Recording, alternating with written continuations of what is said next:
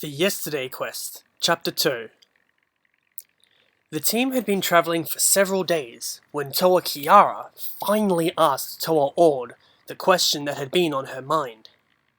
Being a Toa of Psionics, he already knew the question was coming, and could have answered it days ago, but he preferred to wait until she came to him. "So," Kiara said casually, "why aren't you female?"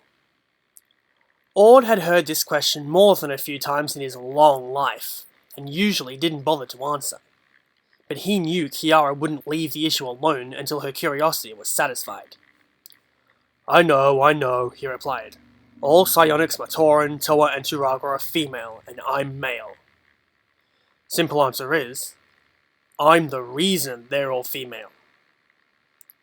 Seeing the puzzlement in Kiara's eyes, Ord smiled. "I was the first psionics Toa, and one of the first Toa ever created," he continued.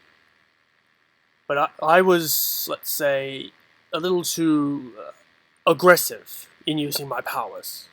I had a temper then. A short fuse plus psionics leads to bad things. Sometimes very bad things." "Like what?" asked Kiara, intrigued. "You know the Zyglak? Those savage, brutal monstrosities that hate everything to do with Matanui and think everyone looks better with a dagger in them? Well, they didn't used to be that bad. Oh, they were nasty and violent, but... See, my first job was to calm them down a bit, and, well... it didn't quite work out that way." "Oh no," said Kiara. "What can I say? I got annoyed and pushed when I should have pulled." "But that still doesn't explain why, after that, someone decided that maybe a gentler touch was needed for psionics. So all the subsequent psionics types were made female." "Right," said Kiara. She shot a bolt of electricity from her finger, frying a lizard that had been sunning itself on a rock. "We females are so gentle after all." At the head of the column, Gelu glanced back annoyed. He had warned the Toa about unnecessary talking as they crossed the border into Bota Magna. There was no telling how much this region had changed in the years since the shattering, or what dangers might be waiting. Bad enough to be saddled with a fool's errand. Finding the great beings indeed. Might as well try to find a sweet-natured scroll. But the Toa seemed to be in no hurry to take his advice. They were riding into a narrow valley bordered by deep woods. It was lush and green, and the cool breeze felt good after so many years in the Bara Magna desert. Most travellers would focus on the fruit-bearing trees or the grasses waving in the wind. All Gelu could see was a perfect spot for an ambush. "Ord, are you picking anything up?" he asked. The Toa of Psionics nodded. "I thought I did. A lot of the minds all buzzing at once. But then something blanked it out. Either my power isn't working right here, or else there's a really powerful mind in the region that's interfering with reception." "Zarya, Kiara, take the flanks," Gelu ordered. "Be ready." The four adventurers rode in silence down a well-worn path, covered with all manner of animal tracks. Gelu guessed they were not far from a water source. The local wildlife must have made the trip many times. The proximity of fresh water was the good news. The bad news was that predators would frequent an area like this, looking for any prey that might be heading for a drink. There was a sudden flash of lightning off to the right. Gelu, weapon drawn, turned to see it was not a natural phenomenon. Kiara had hurled her electric power at something in the woods, but only succeeded in blasting a tree to splinters. "I saw something," she insisted, "but then it was gone." Ord shrugged. "I still have nothing." Gelu gave Kiara a look that said he didn't doubt her word.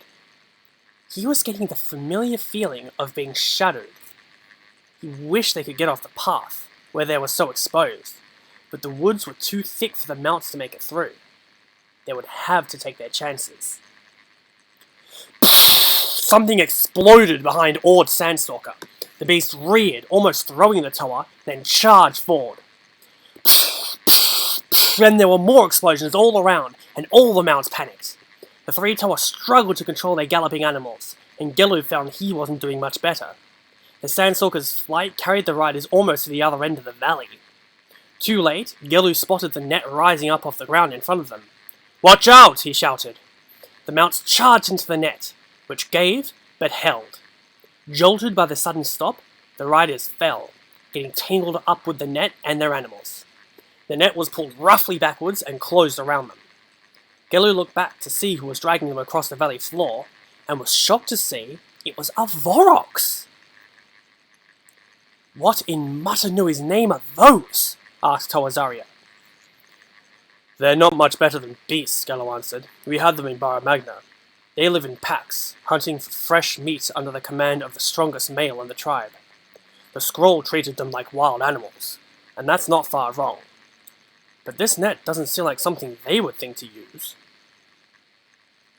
That was when Gelu took a second look at their captors. They weren't carrying the crude weapons Bara Magna Vorox sometimes did. Instead, each one wielded a sophisticated ranged weapon of a kind Gelu had not seen since the Core War. It fired spheres of explosive force, and despite the age of the equipment, it obviously still worked well. The tech level should have been well beyond the backwards Vorox, yet here they were, using them like professional soldiers. A single Vorox, taller and stronger than the rest, approached the net. This would be the alpha male, thought Gelu.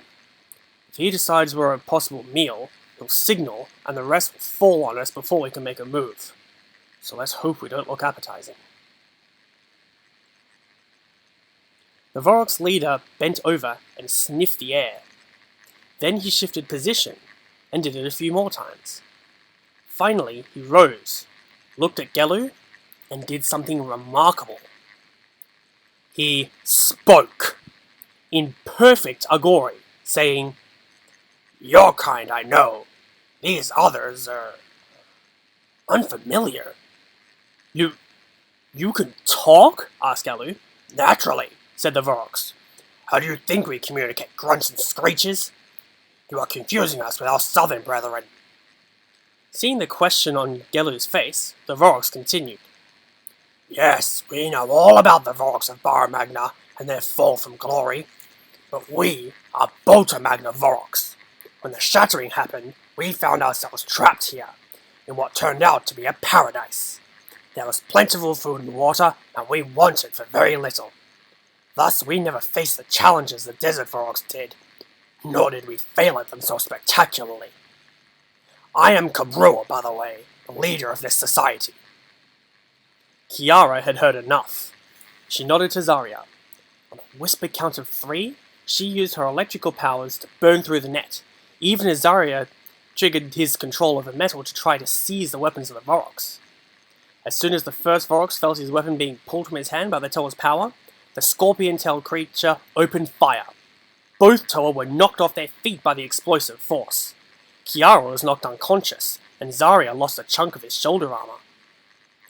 Ord started to rise, struggling against the net. Gelu saw a dozen weapons swing toward him. "Ord, stop!" he yelled. "Just stop!" "Very wise," said Kabrua. "My people are suspicious of strangers at the best of times. Strangers with the ability to create lightning or make objects move. The world will be a far safer place if such things were dead." "Congratulations on speaking complete sentences," said Ord. "Sounds like you're just as bad as your barbarian cousins." Gelu wasn't listening to the argument. He was busy thinking. Bota Magna had only rejoined Bara Magna a short while ago, so how did Kabrua know about the state of the Bara Magna Vorox?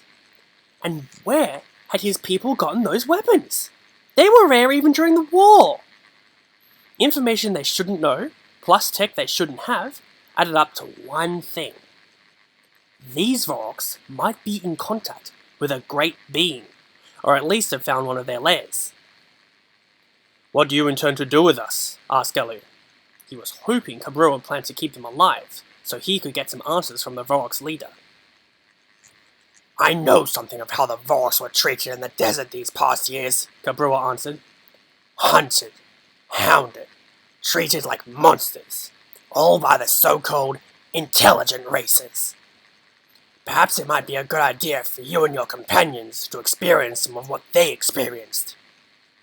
It could prove to be a valuable lesson, if inevitably your last one. Cabrua turned to his tribesmen. Take them to the city. Tonight, we feast. The Vorox leader eyed Gelu and the Toa with a gleam in his eye that said he was not so very far from the savagery of his brothers after all. And tomorrow, we hunt. To be continued.